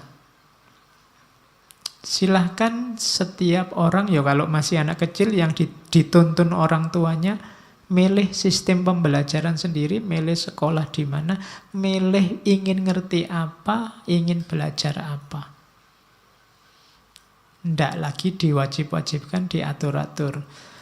Pendidikan serta kesempatan-kesempatan belajar harus disediakan, tapi tanpa sistem pengajaran yang wajib. Biar tadi cirinya keluar, yaitu pendidikan yang membebaskan. Jadi yang pertama-tama usulannya agak revolusioner. Jangan ada wajib sekolah. Setiap orang jangan dipaksa, tapi dia harus sadar sendiri untuk belajar dan untuk sekolah. Kalau enggak mau sekolah, ya sudah. Di desa saya banyak orang yang enggak mau sekolah, pinginnya kerja saja. Jadi disuruh SMP enggak mau, SD ya wis lah, nggo syarat, yang penting roh rasane sekolah, kan gitu bahasanya dia. Ngerti rasanya sekolah. Setelah itu dia lebih milih kerja. Ngapain sekolah tinggi-tinggi pada akhirnya juga ke pabrik misalnya. Di tempat saya ada yang kuliah, tapi kuliah yang penting ngerti rasanya kuliah, karena tidak penting lagi kuliahnya, karena dia sudah jelas besok kerjanya apa. Paling bantu bapak di sawah, karena kalau aku tidak ke sawah tidak ada yang ngurusi sawah, jadi tani. Lah kenapa kok tani tapi kuliahnya Fakultas Usuluddin? Misalnya, lo ndak ya itu biar tahu rasanya kuliah, kan itu jawabannya kalau orang-orang di tempat saya. Jadi ndak selalu kuliah itu penting, sekolah itu penting. Yang penting itu kan belajarnya, yang dibutuhkan untuk bekal hidup. Tapi kan ndak punya ijazah, Pak. Lain lagi-lagi ijazah. Ijazah kan cuma simbol. Kalau kamu ingin kerja di lahan yang tidak pakai ngelamar, tidak butuh ijazah, apa gunanya ijazah yang kamu dapat di sekolah? Itu yang ada di pikirannya Ivan Illich. Maka negara harus mewadahi ini semua dan fokusnya pada pendidikan untuk semua, pembelajaran untuk semua. Tidak lagi tekanan-tekanan, paksaan-paksaan. Untuk itu dibutuhkan namanya opportunity web. Ini sistem yang diusulkan oleh Ivan Illich untuk membangun sekolah bebas tadi. Yang pertama, jaringan akses barang dan jasa. Jadi harus ada koneksi orang yang ingin belajar dengan objek-objek pendidikan yang mudah diakses untuk kegiatan belajar. Kalau di bukunya itu ya perpustakaan, agen-agen, laboratorium, ruang-ruang pertunjukan, museum, teater, bahkan mungkin termasuk pabrik, bandara, sawah, ladang.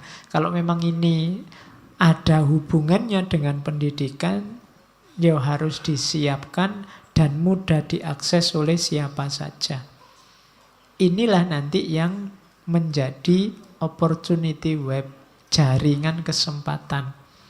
Kalau ini tersedia, orang itu bisa belajar tanpa harus masuk sekolah tertentu. Kamu bisa belajar gimana caranya naik pesawat dengan datang ke bandara. Daripada kamu belajar di kelas tentang bandara, datang aja ke bandara, belajar di sana. Dan di sana memungkinkan untuk belajar ke perpustakaan, ke sawah atau ladang. Belajar di sana. Sekarang kan mulai banyak sawah yang dipakai untuk anak-anak outbound itu. Karena sekarang sawah itu kan panennya tidak mesti, akhirnya orang-orang desa sumpek, sudahlah dibikin tempat wisata saja. Wisata ke sawah. Ya lumayan tidak apa-apa, membantu pendidikan, biar anak kecil ngerti sawah. Jadi nanti anak-anak kecil itu ngertinya, ayo ke sawah. Bayangannya rekreasi. Padahal ke sawah itu ya untuk nanam padi. Tapi anak-anak sekarang ngertinya ke sawah itu rekreasi. Yang pertama itu fasilitas. Yang kedua, pertukaran keterampilan. Mbok jangan pelit, sekarang para ahli orang-orang pinter coba dibikinkan sistem yang memungkinkan berbagi ilmu, berbagi keterampilan. Mungkin ada lembaga khusus yang sifatnya nasional, yang di situ ada registernya orang-orang, misalnya tokoh ini, dia ahli ini, bisa bertukar ilmu dengan siapa saja, cuma syaratnya ini. Nah itu kan enak. Untuk saling meminterkan bareng-bareng, ya nanti administrasi manajemennya ya silahkan diatur oleh negara. Itu namanya opportunity web. Yang ketiga, orang bebas nyari teman, nyari grup, nyari geng sendiri untuk belajar. Itu opportunity web juga. Kayak ngaji ini kan kalian dapat teman baru, bikin klub baru, bikin geng baru untuk belajar filsafat. Nah, itu opportunity web. Ada kesempatan untuk punya teman banyak waktu ngaji filsafat. Nah, itu maunya yang ketiga.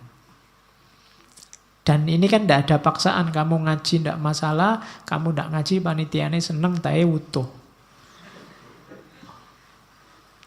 Jadi tidak ada yang maksa untuk datang, tidak ada yang larang, jalan aja. Karena kamu merasa butuh terus kamu datang. Sementara saya butuh sekali-sekali juga bertukar ilmu, bertukar keterampilan mungkin dengan kalian. Mungkin kalian bisa apa, kapan-kapan juga ngajari saya. Nah ini opportunity web namanya. Bikin sistem yang memungkinkan orang-orang pintar ini saling memberdayakan yang lain, memanfaatkan yang lain. Kemudian sesama teman juga bisa saling bantu. Dan yang terakhir ya adalah sebuah daftar referensi orang-orang pintar terdidik dengan keahliannya yang bisa dihubungi kalau kita ingin belajar. Meskipun tidak harus kita daftar di sekolah-sekolah. Negara memungkinkan yang semacam itu. Kemarin kan Kementerian Agama misalnya bikin daftar ulama. Ya sekarang ditandingi lah daftar-daftar orang pintar yang mereka bersedia untuk berbagi ilmu. Termasuk mungkin di daftar itu disebut syarat-syaratnya apa. Misalnya syaratnya yang dalam kota saja, yang luar kota nyari penginapan sendiri. Syaratnya bahan-bahan buku beli sendiri. Saya mau nonton secara gratis atau nanti negara yang bayari saya misalnya. Jadi itu namanya opportunity web. Kayak zaman dulu itu loh, zaman di Yunani kuno yang namanya akademia, Sokrates yang diskusi di pinggir-pinggir jalan, di emper-emper. Ini kan orang pinter yang menyebarkan ilmunya, bersedia berbagi pengetahuan, berbagi wawasan. Terus, nah tadi ada kritik guru, nanti menurut Ivan Illich, perannya guru itu harusnya lebih dalam. Tidak sekedar transfer pengetahuan. Perannya guru itu secara dalam ada 3. Guru itu sebagai pengawas, guru sebagai moralis, dan guru sebagai terapis, ahli terapi. Jadi guru dia harus pengawas, guru harus bertindak kayak pemimpin upacara, membimbing murid-muridnya melewati upacara. Ini kan yang untuk administrasi yang formal-formal, pelajaran-pelajaran di kelas. Itu kan guru sebagai pengawas. Nanti juga guru sebagai moralis, jangan cuma transfer pengetahuan, tapi guru juga harus mengganti peran orang tua, Tuhan dan negara. Ngajari anak-anak tentang mana benar, mana salah, mana baik, mana buruk. Gimana cara jadi individu yang baik, cara jadi anggota masyarakat yang baik. Ini kan guru jadi moralis. Yang ketiga, guru sebagai terapis. Guru juga mampu mengatasi masalah-masalah siswanya, masalah-masalah muridnya. Membantunya dia berkembang sesuai potensi dirinya. Jadi kelihatan sederhana, tapi guru ini harusnya perannya penting. Maka jangan berhenti hanya sekedar transfer ilmu, berbagi pengetahuan, tapi dia juga harus pengawas, dia juga harus moralis, dia juga harus terapis. Dia juga harus mengembangkan karakter muridnya, juga mengembangkan kepribadian muridnya, selain memberi pengetahuan. Ini 3 peran guru. Kalian kan kelihatannya sebagian besar cita-citanya guru apa dosen. Kalau tani saya lihat kok jarang.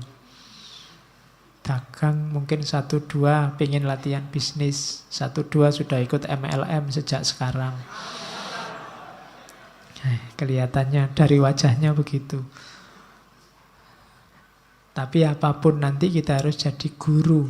Kalau kamu tidak jadi guru di sekolah, kan pasti jadi guru di rumahmu, untuk anak-anakmu, untuk adik-adikmu. Bahkan jadi guru untuk dirimu sendiri juga. Murid yang tidak guru adalah murid yang tidak berkembang. Guru yang tidak murid adalah orang yang sombong. Kemarin kita belajar itu di Adabul Alim wa Muta'alim. Jadi ya jadilah guru yang pengawas, guru yang moralis, guru yang terapis. Nah, kenapa sih sekolah itu jangan dibatasi sebagai satu-satunya lembaga pendidikan?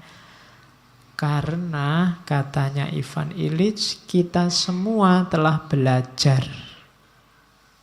Sebagian apa yang kita ketahui justru di luar sekolah.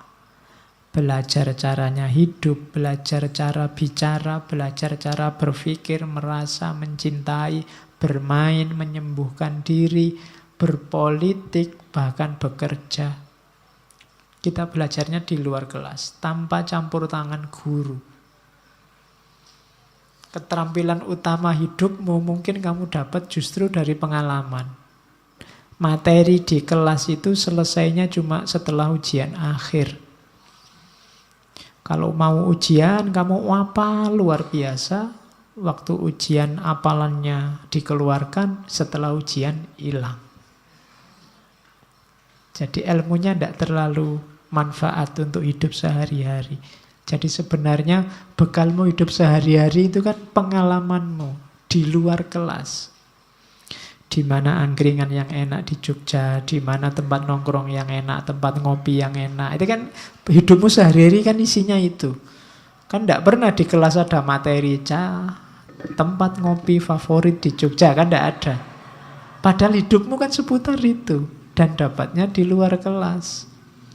Dulu kamu latihan ngomong, latihan mikir, latihan merasa, itu kan juga dari luar kelas. Latihan mencintai kan dari luar kelas. Ya meskipun pacarnya sak kelas, tapi kan pacarannya di luar kelas. Nah, ya kan, ilmunya didapat di luar kelas. Apa pernah gurumu, dosenmu ngajari gini loh cara pacaran yang baik? Kan tidak ada. Adanya marah-marahin kamu karena pacaran. Jadi ternyata hidupmu itu pengetahuan-pengetahuan yang kamu pakai bekal itu didapat di luar kelas. Makanya tadi Ivan Illich ngeritik keras kalau ada orang bilang bahwa satu-satunya yang qualified, yang berkualitas untuk menjamin kualitas diri dalam belajar adalah sekolah. Wong yo kita sebagian besar belajarnya di luar kelas. Nah, oleh karena itu, ayo ngukur diri kita. Ini ada kalimat bagus dari Ivan Illich. We must rediscover the distinction between hope and expectation. Kalau dalam bahasa Inggris ada beda antara hope dan expectation. Kalau hope sama-sama harapan kalau dalam bahasa Indonesia. Cuma hope itu harapan-harapan yang masuk akal, yang kemungkinan bisa diwujudkan. Kalau expectation itu harapan-harapan yang susah diwujudkan, entah karena terlalu tinggi atau entah karena mustahil. Misalnya, saya berharap malam ini bisa nonton sepak bola. Tapi ternyata ya karena ngajinya jam segitu ya akhirnya tidak bisa. Nah, kalimat harapan ini namanya expectation. Sudah kemungkinannya kecil kecuali dengan sengaja bolos. Tapi kalau hope itu kemungkinannya besar. Semoga ngaji malam ini saya dikasih teh lagi karena haus sekali. Ya, itu kemungkinannya besar, biasanya dikasih. Itu hope. Nah, ini kalau dikaitkan dengan pendidikan tadi, dunia pendidikan kita itu kebanyakan expectation.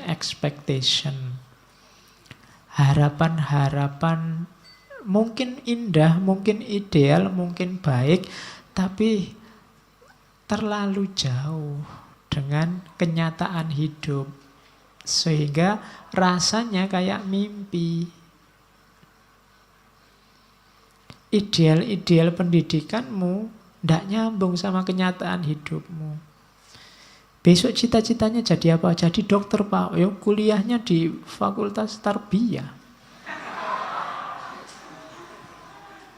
Ya kan? Jadi ya itu kan contohnya expectation. Sekarang dibutuhkan dokter ya Pak? Iya, tapi kuliahmu Fakultas Tarbiyah.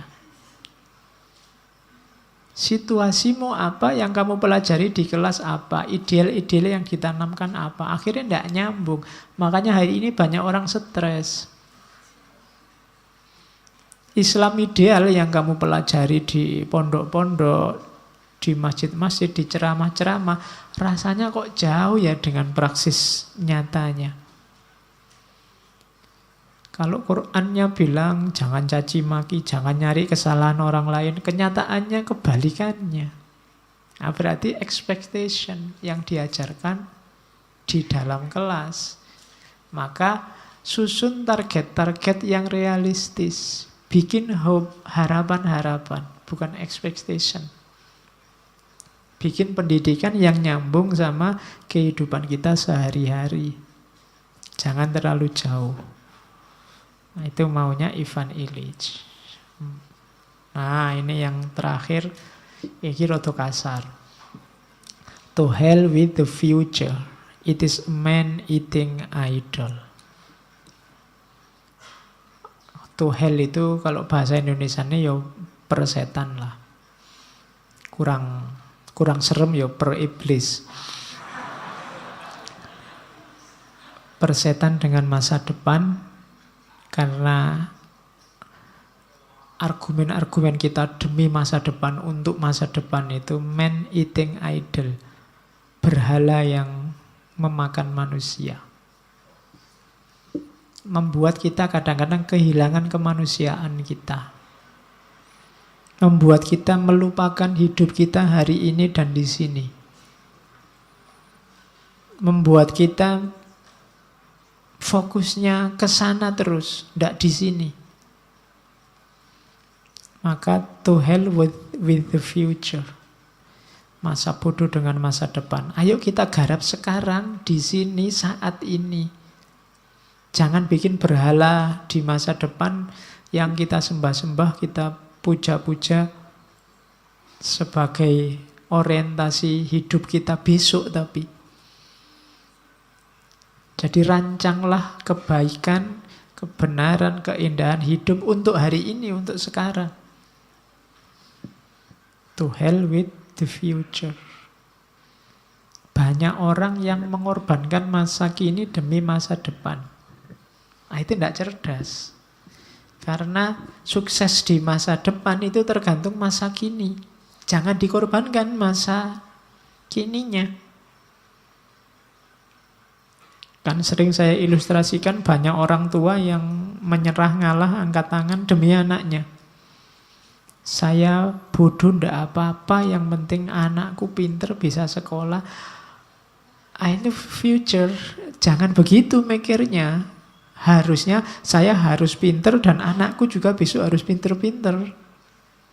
Jangan membiarkan dirimu berkorban untuk nanti anakmu gitu juga. Aku juga gitu kok Pak, aku bodoh ndak apa-apa, yang penting anakku.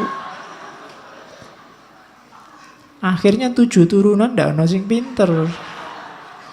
Nunggu anaknya terus. Yo kamu juga harus pinter.